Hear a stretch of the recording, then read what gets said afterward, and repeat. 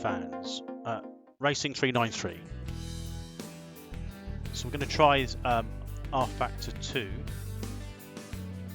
They've had a lot of drops beginning this week. We're now Tuesday, so it's probably yesterday, Monday.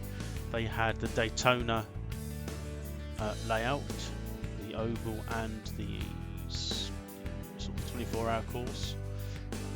They had an LMP car, Indy car, and a GT3 M4 BMW. So we're going to take each one of those out. I'm not sure what track just yet. I don't think I'll do them all on the same track. I have tried these cars out before for a bit, but I'm having some real problems loading rFactor 2. It takes forever. I don't know why. I've had a fresh install and literally about half an hour. It's just too long. I've done everything. A fresh install, I've buy all the files, that takes forever. It could be that I've got an external hard drive which isn't particularly a quick one. It's just a USB external hard drive. Maybe that's the main problem, because I haven't got enough room on the PC, because all the hard drives that came with the PC, the Windows on, and the other one that came internally, they're nearly full. That could be the reason. But yeah, we're going to take these three cars out for a spin. Not sure if I'd add them all on one video.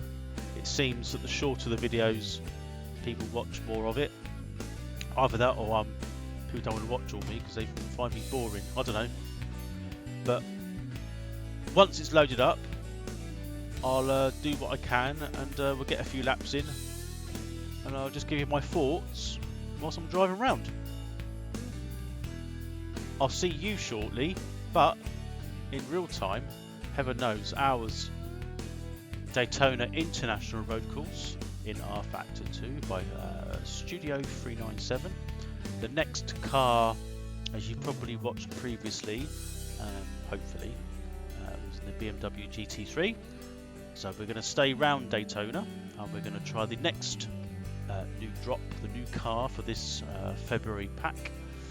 Norma M3 as LMP3. It's far too many threes there. We'll try that one again, shall we? Norma M30 LMP3.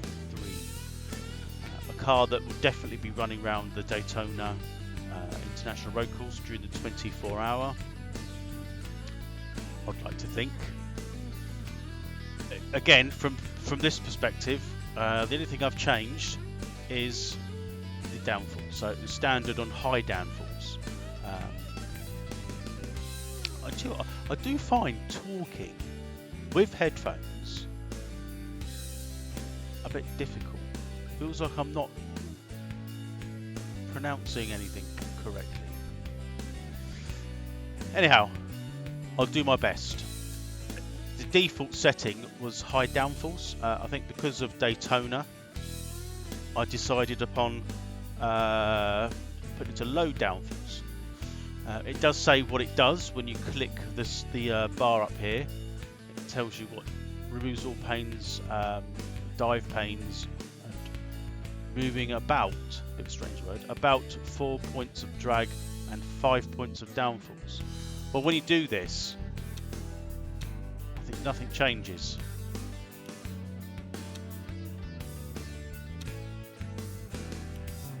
Nothing on the car visually changed that I can see here, which would have been nice. Right.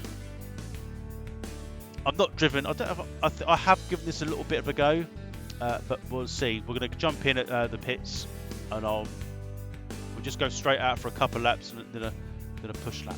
And here we are in the pits at Daytona, and a Norma M30 LMP3 car, another new car by Studio 397. Again, let's have a look inside the car. Not much. I mean, because I don't run a wheel as in graphic, a lot of the graphics within these type of cars is on the wheel. From my perspective, I have my wheel here, and it looks, for me, it looks alright. I guess for you guys, you see, it looks, you know, there's no wheel in it. But you know, look around the car. There's not a lot in this one. It's a bit less graphically enhanced. It is under the covers of the garage, so well, at least that comes on. That's good. Start up. I didn't do.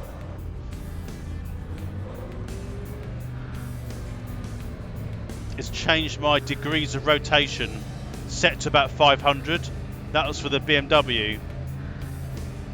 I'm not sure what it should be in this car. I didn't check, so we'll have to just make do with that at the moment. So we do have some great reflection on the dash. And first, these cars always feel a bit, I don't know, enclosed. I know that sounds a bit of a strange thing to say,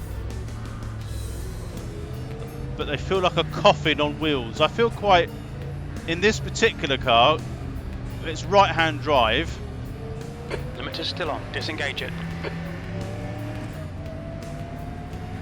But it feels very claustrophobic.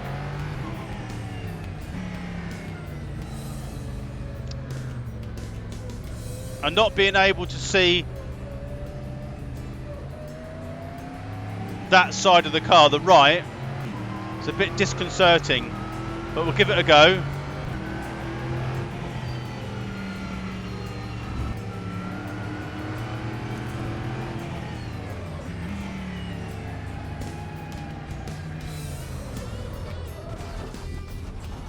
Well, there you go.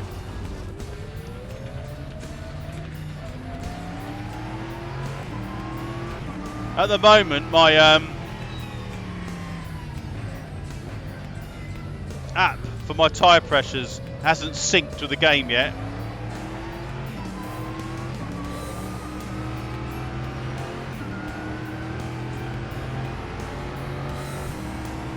The thing is, not running an actual wheeling game, as you don't really know. There's no indicators either for the revs. It's got some power though.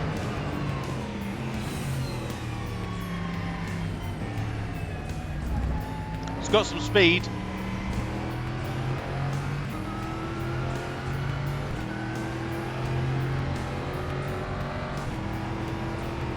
So that's 6 gears. So it only has 6 speed. Again, nice force feedback in the corners.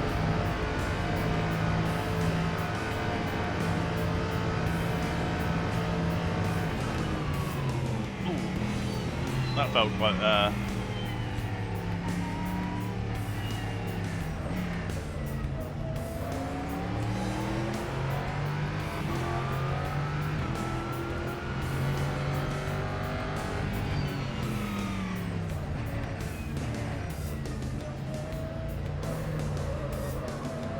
much different to driving that BMW.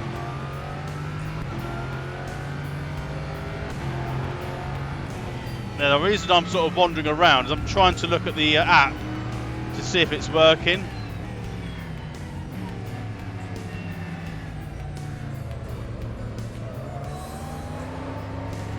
I don't think it is.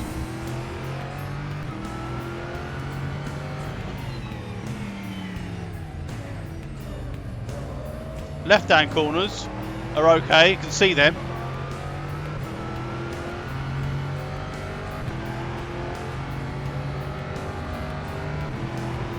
So the app ain't working at the moment, so it's not synced with the game. One of those things. Whoa, no way. Woo. Far too much speed. I think it is working now. The app. Oh, oh, right.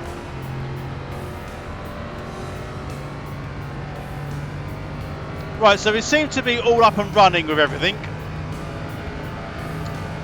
Tyres are getting hot. Let's give it a couple of push laps. Now it has got a lot more speed. Your last lap time was at 156.18.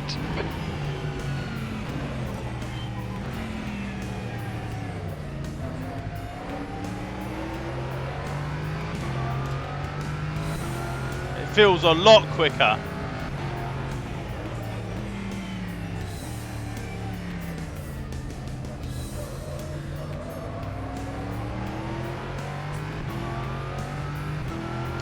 You've got to be on the brakes a lot earlier. And the force feedback's immense. So here we go again. This bit of the track's fairly straightforward. Until the bus stop. It's got loads and loads of speed.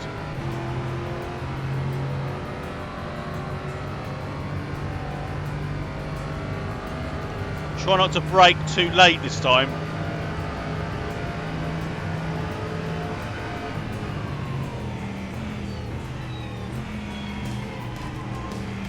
Maybe too cautious then. But the bumps on this track really come through on this car. Tyres all round.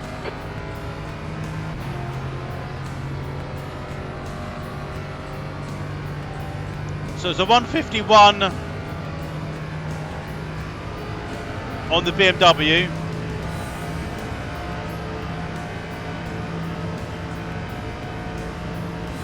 That lap time was 151.25. That's your quickest lap in this session. All three sectors are pretty quick. Same speed. It feels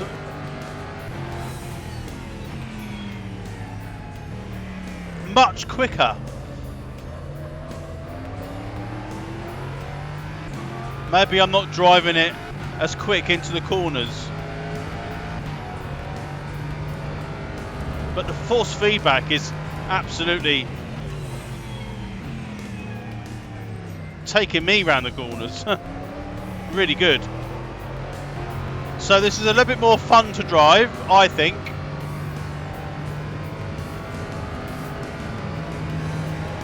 Try not to brake as early, but not overdo it on this chicane. No. And we're off. Try not to overdo it, driver, please. Well, Ah, Dean, your suspension's completely knackered. There's nothing we can do there. no, we're done. So let's come out of that with a replay, a lap or two. Yeah, that was really good fun. It's much easier to overdrive, but it feels a lot quicker. I don't know if this is where I locked up and went sailing wide. And that was where normal. That's when I broke normal sort of distance. But it sounds good. The graphic looks amazing, but you search back through the wheel on this track in this car. I must admit I haven't changed much. The DOR was still set at 510. I'm not sure that's what it should be in this car. It felt okay.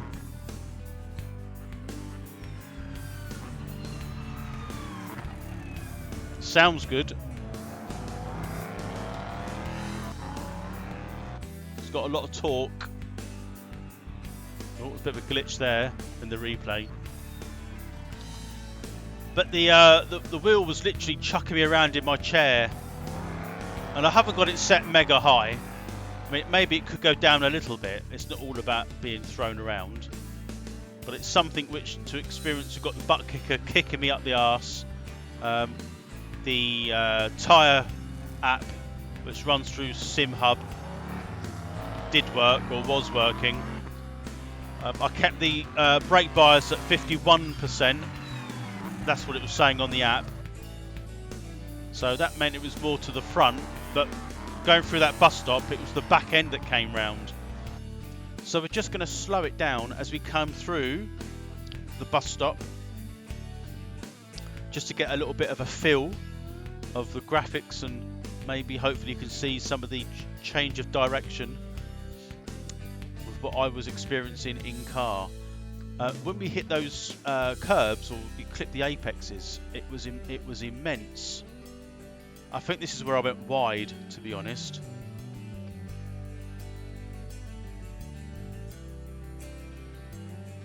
No, I actually made that one this time. Did I go across the grass here, or I was wide in? There's the back end coming out, so I was wide. I did miss the apex. That was my fault. And we can see we kind of locked it up there. There's no smoke. Nice to see some smoke. I was a bit there, look, as it goes off on the grass.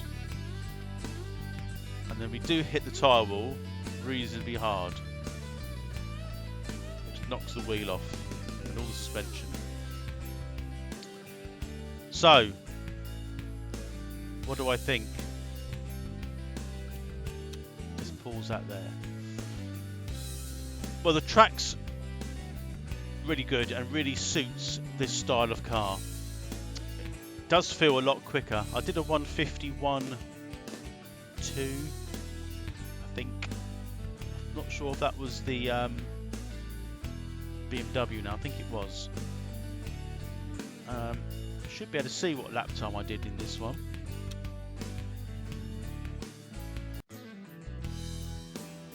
It wasn't this one. So a 150, I didn't realise 151.2 was this car, and I'm pretty sure the BMW wasn't that quick. But anyway, regardless of if I'm getting my numbers wrong there, the car, again, it's about €4.50 from memory. I'm a bit of a fan of these LMP cars. They're kind of like F1 cars with bodies. But the car feels quite good. It's very quick, good force feedback through the corners, lovely when you hit the curbs. It does feel still a little bit skittish, but maybe again it's that cross between sim, isn't it? If I've been playing a lot of games recently, which actually has been on the PlayStation 5 with GT7 recently, and then got back into this, that's where you have to adjust. So the car shouldn't be completely stuck if you overdrive it in the corner. So there's a little bit of simulation to adjust in me and my driving, but definitely worth the purchase. This track and this car combination are very much suited, more so than the BMW. So I would recommend that over and over again. Right, that's the end of this one. The next one we do will be the IndyCar, but we'll do that around an appropriate track where the IndyCar would run, not so much at the Daytona road course. So thank you very much for watching. I hope you enjoyed it. It is appreciated, and I will speak to you very soon.